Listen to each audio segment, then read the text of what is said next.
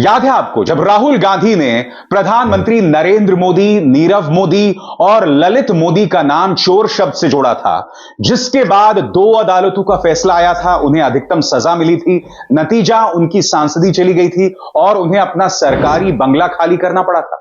नमस्कार दोस्तों, अस्सलाम वालेकुम। स्मृति ईरानी को कौन नहीं जानता दोस्तों, आप सभी लोग जानते होंगे बहुत ही अच्छी तरीके से। दोस्तों ये वही स्मृति ईरानी है जिन्होंने राहुल गांधी से कहा था कि ये मकान को खाली करो, ये मकान जनता की। लेकिन दोस्तों बड़े ही अफसोस के साथ कहना पड़ रहा है कि आज उसी स्मृति ईरानी को अपने मकान खाली करने पर मजबूर होना पड़ रहा है। और दोस्तों आपको इस वीडियो में एक बहुत बड़ा फर्क नजर आएगा कि इंसान जब जीत जाता है उस समय उनका बात करने का तरीका क्या रहता है, जब वही इंसान हार जाता है तो उनका बात करने का तरीका और लबोलेचा क्या होता है।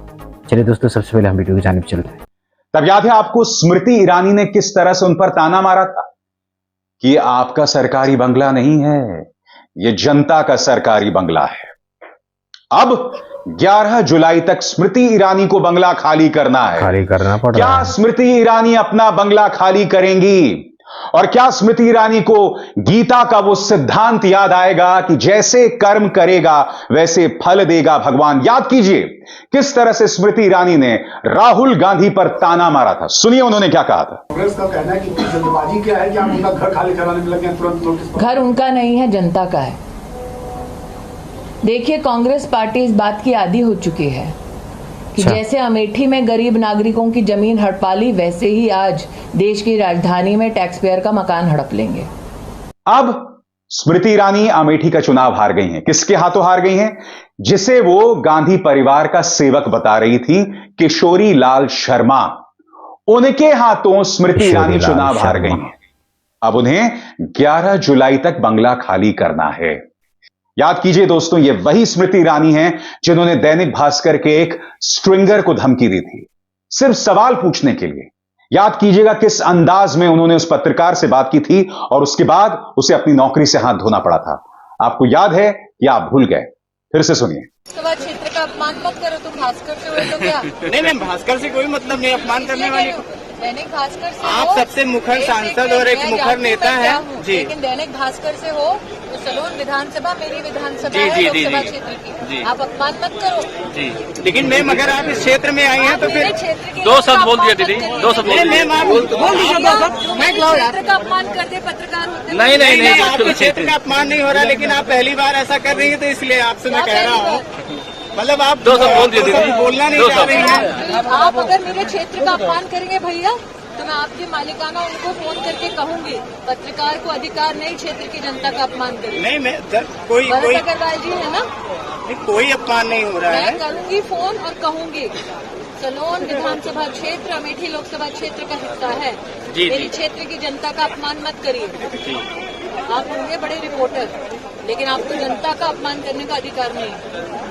दीदी आइंदा मेरे क्षेत्र की जनता का अपमान मत कीजिएगा। हम लोग दो शब्द बोलने के लिए आगे से मेरे क्षेत्र की जनता का अपमान मत करिएगा। बहुत प्यार से निवेदन कर रही हूँ। आज 11 जुलाई तक स्मृति ईरानी को अपना बंगला खाली करना है, और न सिर्फ स्मृति ईरानी को, वो तमाम लोग जिन्हें अपना बंगला खाली करना है वो मैं आपको पढ़ के सुनाना चाहता हूं।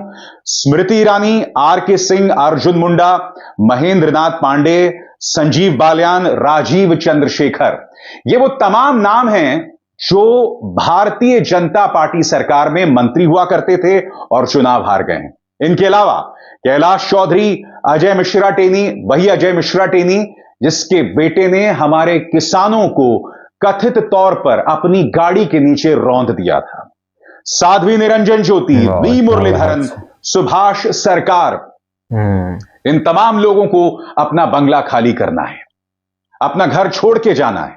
और आप जानते हैं दोस्तों, इन तमाम लोगों में से सबसे ज्यादा अगर यह बात किसी को चुभ रही है तो स्मृति ईरानी को चुभ रही है।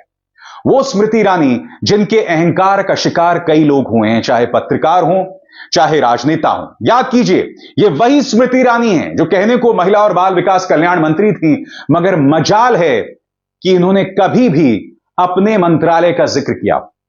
उनके सामने कई चुनौतियां थी, बलात्कारी राम रहीम, कुलदीप सिंह सेंगर, उनके सामने हमारी महिला पहलवानों की दास्तान भी थी, उनके सामने हाथरस था, मगर मोहतरमा का सिर्फ एक काम था, गांधी परिवार पर हमला बोलना। याद कीजिए किस तरह से इन्होंने संसद के अंदर खड़े होकर सोनिया गांधी के साथ बदमिजाजी की थी। याद है कि भूल गए? फिर से सुनिए। माफी मांगो सोनिया गांधी आदिवासियों से, माफी मांगो औरतों से, माफी मांगो गरीब। और राहुल गांधी के बारे में आए दिन झूठ बोलना, यही काम था स्मृति ईरानी का। राहुल गांधी भारत जोड़ो यात्रा शुरू करते हैं तो उसके बारे में झूठ बोलना कि इन्होंने स्वामी विवेकानंद के सामने सिर नहीं झुकाया, सरासर गलत, सरासर झूठ। यही तो काम था स्मृति ईरानी का, राहुल पर निशाना साधना। मगर फिर उन्होंने सोनिया गांधी की बेइज्जती की और उसी के बाद राहुल और प्रियंका ने ठान लिया था कि स्मृति ईरानी को हर कीमत पर अमेठी से हराना है। राहुल जानते थे कि अगर वो खुद अमेठी से चुनाव लड़ते तो पूरी भारतीय जनता पार्टी मशीनरी वहां उतर जाती, पूरा गोदी मीडिया स्मृति ईरानी के पक्ष में चुनाव प्रचार करता। मगर उन्होंने एक मास्टर स्ट्रोक खेला, वो अमेठी से नहीं उतरे, वो उतरे तो कहां से? रायबरेली से, और दोनों ही सीटें कांग्रेस जीत गई। और अब स्मृति ईरानी को बंगला खाली करना है, वो स्मृति ईरानी जिन्होंने राहुल गांधी पर ताना मारा था। अभिसार शर्मा को दीजिए इजाजत। नमस्कार।